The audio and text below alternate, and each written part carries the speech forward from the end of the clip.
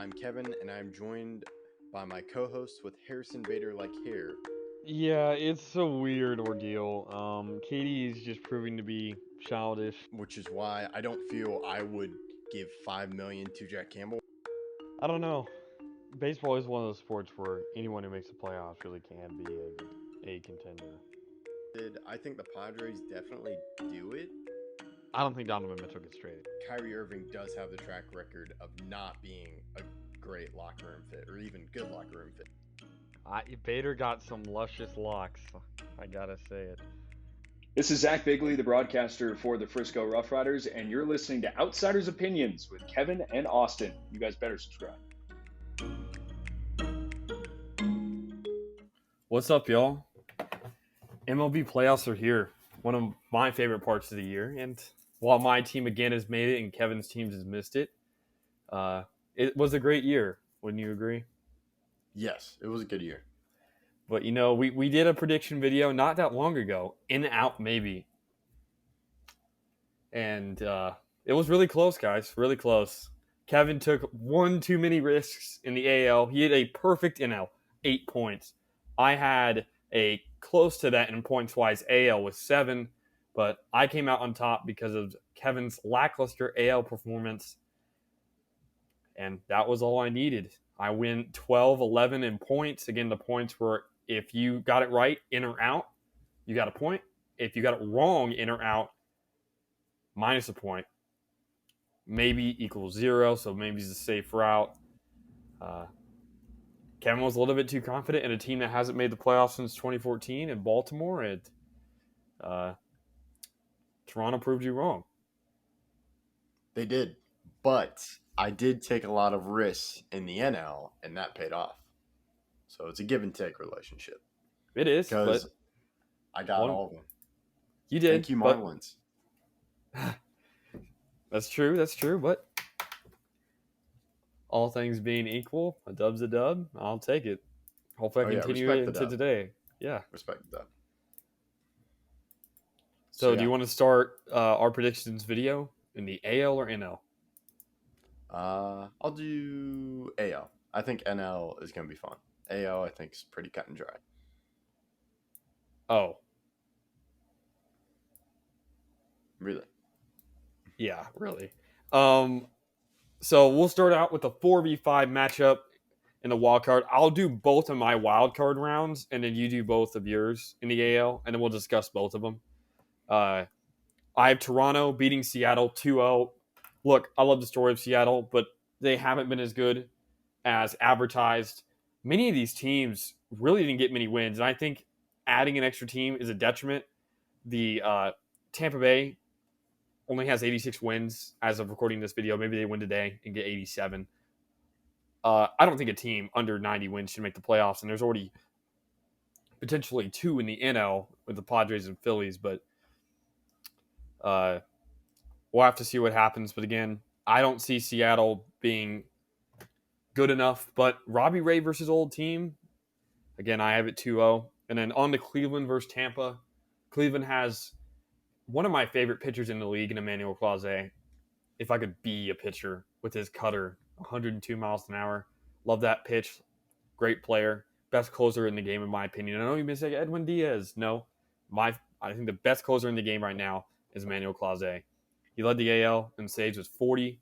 And I think Cleveland gets this win, despite the fact that Tampa has experience because of all the injuries that have happened to Tampa. Kiermaier is out. So many other guys are out. They've had a lot of injuries. Glasnow still's out. So I have Cleveland 2-1. They win on their home stadium, unlike Toronto, who wins in Seattle. What about you? Okay, so go 4v5. I'm going to disagree with you. I have Mariners.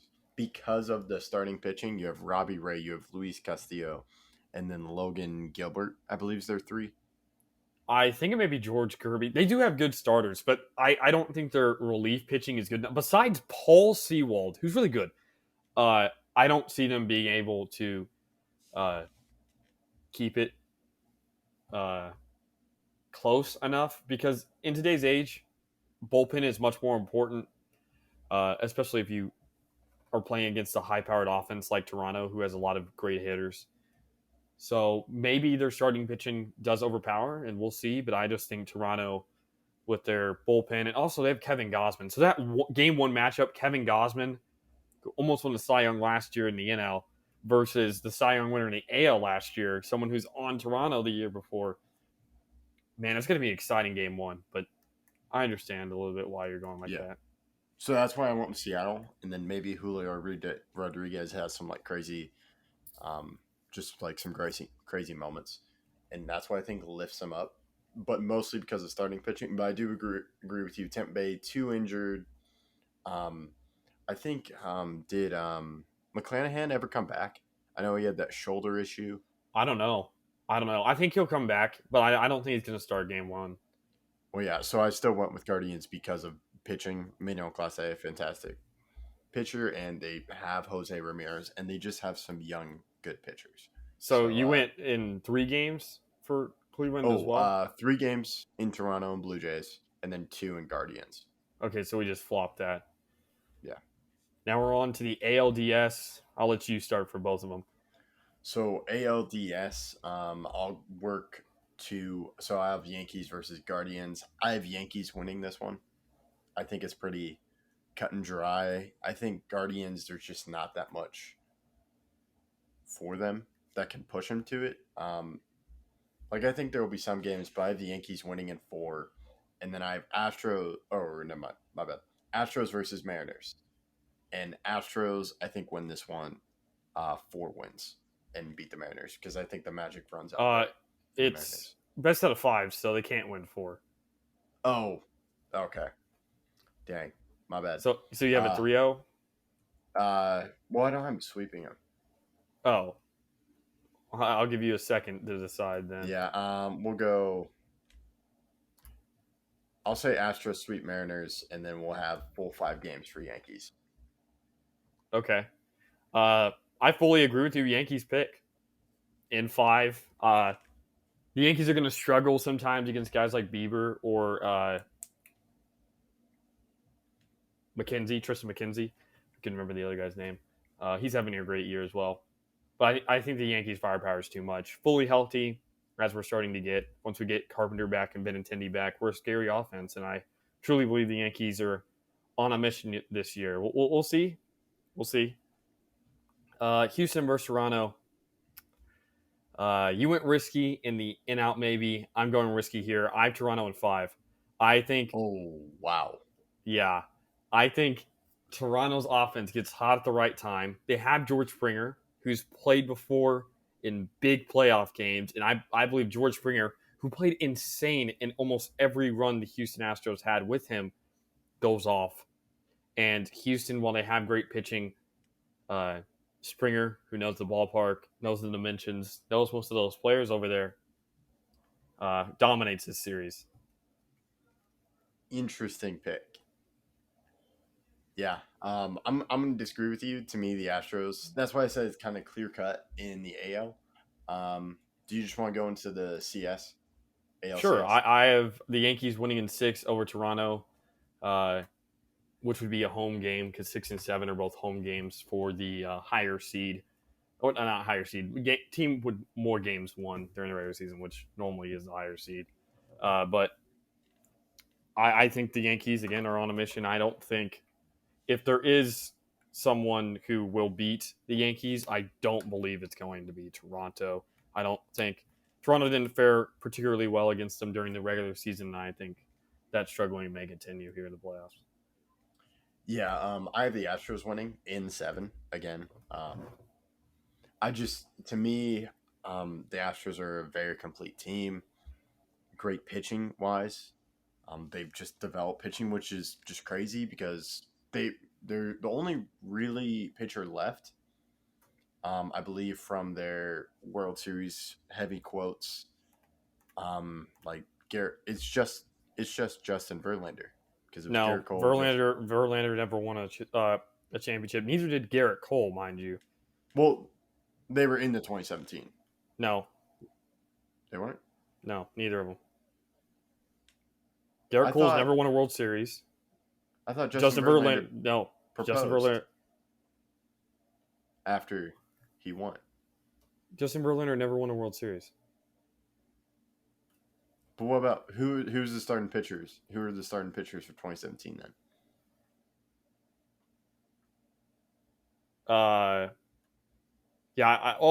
Verlander was on the team. I thought he was traded the year after. Because he proposed to Kate Upton after he won. Interesting. Well, the starting pitchers, to answer your question, definitely. I knew it wasn't Garrett Cole. It was Mike Fiers, Charlie Morton, Dallas Keuchel, Brad Peacock, Lance McCullers Jr., and Colin McHugh. Okay, it has Justin Verlander. It doesn't even have a mention because Justin Verlander only played 5 games with the team during the regular season, which is probably why I don't remember him. Also, they cheated the entire season, so I just refuse to even remember. Championship. I refuse to even remember anything from that. Okay. But yeah. But so like it's just a completely different pitching staff. I guess McCullers and Verlander are the 2 holdovers, but you have Hunter Brown.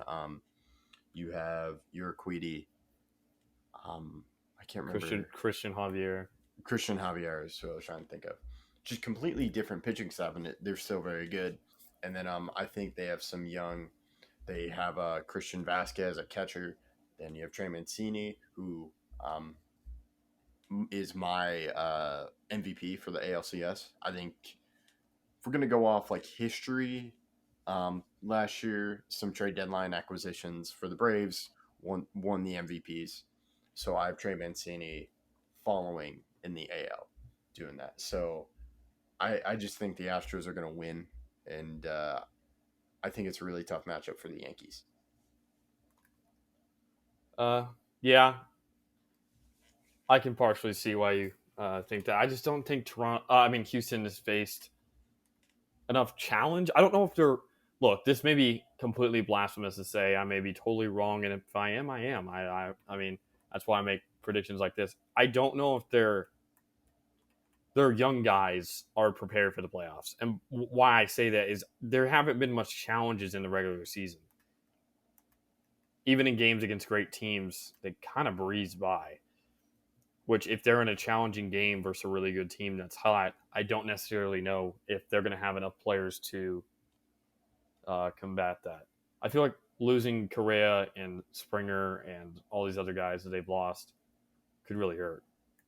Yeah, I think they have hurt, and it will be interesting to see how Pena does. But I think Jordan should do well, and then I think they will be led by Altuve and Bregman. And and then you also have Reddick. Or no, I'm not thinking of Reddick. Kyle Tucker. Yeah, I mean he wasn't on that team. I don't think either, or at least he wasn't playing because the right fielder was Reddick. Well, yeah. I was thinking Alvarez also didn't play for that team because I remember he was a rookie. Well, yeah, not in 2017. But last year they were in there together, but they did have Correa. So I think it's a mix of like the old World Series team and then the teams that competed afterward. And they've just really had some young guys. And I think they had an excellent trade deadline with getting Vasquez, getting Will Smith, reliever. And still, like, they gave up starting depth. But their starters are still good. Like, they gave up Jake Odorizzi, pretty sure, to the Braves. But I'm not an Astros fan, and I'm kind of doing this just because I hate that they're still good. Like, I thought they reached their peak and they were going to fall down, but they haven't, which just annoys me because I am not an Astros fan, especially because they have yet to win a World Series. But I think that's enough ALCS talk. Let's get into the NL, which to me, there are some great matchups I want to watch. Yeah. Let's start off with Mets versus Padres. We'll do same kind of system here where we'll do both, kind of explain our reasoning, and then we'll switch. Mets versus Padres. I have Padres in 3. I think the Padres win their home game and win game 3 so that they win the last 2 games of the series. I don't think DeGrom is back. I think Scherzer wins game 1 for them, and DeGrom struggles, and they don't have enough starting pitching for the 3rd game to get them over the edge. I know they have Taijuan Walker, some other guys. This Mets team the past couple weeks doesn't look right. So I have the Padres in 3, despite Juan Soto and Josh Bell's struggles since they moved over to San Diego. Next, Cardinals versus Phillies. The Phillies are the worst playoff team I've seen in a very long time. Cardinals sweep them pretty handily. So you and I are going to disagree 1v1 again. Agree with you on Phillies and Cardinals. Phillies is just going to be bad. Cardinals, I think, are going to destroy them. I do, like when I was talking about matchups that I just love to watch. It's Padres versus Mets. I'm not sure about the Padres, so I'm going to lean Mets here because I really like their starting rotation even without DeGrom because you got Bassett, you have Scherzer, Taijuan Walker, Yeah. and then you have Edwin Diaz, closer role, and so I have Mets beating the Padres, even though I could totally see the Padres winning. To me, this is where I'm like, it could go either way because I'm not a huge fan of the Mets playoff. Like, I don't believe much in them, and you'll find out where I have them, how far I have them going. But so yeah, so I have Mets winning in 3. I do agree with you on the length of the games, and then Cardinals is a sweep, so 2 wins. Correct? Yeah, it's just 2-0. Yeah. I don't think there's going to be much even competition in that series, and Oh yeah, it's just gonna be awful. Ryan Helsley is another great closer, and I don't really trust the dynamic right now of the Phillies. They have one really good player, and they have Schwarber who's playing well. They do have some good pitching, but it really can depend on how volatile some of their guys are, and I don't think they're going to have enough pitching to combat guys like Arenado, Goldschmidt, Pujols, even if he's playing as well as he has right now. And so I think we can move on though. So what are your NLDS matchups, and then obviously what you think the series will go to? So I have Braves versus Cardinals, and then Mets versus Dodgers. This is where I think the Dodgers win. In 5 games, it goes the full length though, because I think the Mets will pull up a fight. But to me, they just don't have that. Maybe this could go to what you were talking about, like they struggled late. They don't have that finishing quality because they could have gotten the NL East crown, but they stumbled, and the Braves just took it. And now I think there are going to be some close games, and I think the Mets are going to falter a little bit at the end because I just don't see them having that push to close out the game. Even though they do have Edwin Diaz, I think hitting wise, if they're under a deficit, it's going to be tough for them to beat the Dodgers. So I have Dodgers winning, and then I have Braves winning in Game 3. I think Cardinals only get 1 win. I really believe in this Braves rotation, and I'm not sure how the pitching is going to hold up for the Cardinals. Yeah. I'm going to start with the Braves versus Cardinals. I have the Braves winning in 5. I think the Cardinals win both of their home games, especially because it seems like they play better there. But like you said, the Braves rotation is just too good, and I don't necessarily think that the Cardinals have enough firepower to combat that pitching-wise. Adam Wainwright's fallen off a little bit. He struggled at the end. Some other guys have struggled. I don't trust their bullpen besides Helsley. So, yeah, if they don't get off to a good start in this series, I do think they'll struggle. And like I said, I have them losing in 5. But Dodgers versus Padres, I don't see it as much competition just because the Dodgers, every time they play the Padres, absolutely school them. So I have the Padres getting swept 3-0. So that leaves me with the Dodgers-Braves matchup, same as you. Yeah, so who do you have winning in how many games? I have the Braves winning in 7 with my NLCS MVP being Austin Riley. This is a matchup last year. I think Kenley Jansen tries for revenge. The Dodgers closer role being wide open and no one really to fill it concerns me in close games. And the Dodgers are another team that didn't have to face much competition overall because they did not have many close games and they weren't playing in a tremendously great division. They had some easy games to win, and when those games get close and they need a closer, I don't think they have a guy right now. And while Kenley has struggled, and I don't necessarily think Kenley should be a closer, I think he'll be extra inspired this series to show his value. Yeah, I think that's a good point. I do have the Braves winning as well. I have 7. I think it's going to be tough, or actually it's 6. So you have tough, okay, yeah. Braves in 6. That's kind of the same as me because you have them winning in LA just like I do. Yeah. I just think it's a really, even starting pitching wise, like I think you make a lot of valid points about the Dodgers. Starting pitching, they've just been injured. Walker Buehler's out. Clayton Kershaw dealt with injuries all year. And then you got Tony Gonsolin. You got Urias, though. Urias is great. Urias is But very good. yeah, but compare that to the Braves starting rotation, which is just phenomenal. Where like you have Ian Anderson, Max Fried, who's coming back. You have Charlie Morton. You have Spencer Strider. I know he dealt with injuries, but Kyle Wright, I'm pretty sure. And then you just have their AAA, and depending on who they bring up from that AAA team, is just interesting. And my MVP is Ronald Acuna. He missed last year's run, and I think he's going to show just the impact he can have, even like we all understand how great of a player is, but I think great of a player he is. And I think he's just going to make some incredible plays, and that's going to give him the NLCS MVP. Okay, well, you have Atlanta versus Houston, a matchup that was already done last year. Obviously, some different players, Matt Olson instead of Freddie Freeman, some other guys different on both sides. I have Atlanta versus New York. So, who do you have winning? How many games? And who's your MVP? This is why I don't think you're going to like this. I have the Astros winning. Okay, how many games? I have it going 7. Astros versus Braves. In 7, my MVP is Yordan Alvarez. Wow. Okay, I have Atlanta versus New York. I have Atlanta winning in 6 with the World Series MVP being Michael Harris. I think Harris may be a better player than Acuna. Oh, wow. Okay, I'm going to save that. Because I would love a Yankees Braves World Series because it would stink. It'd be good for you. The Yankees won. And it would be great programming note.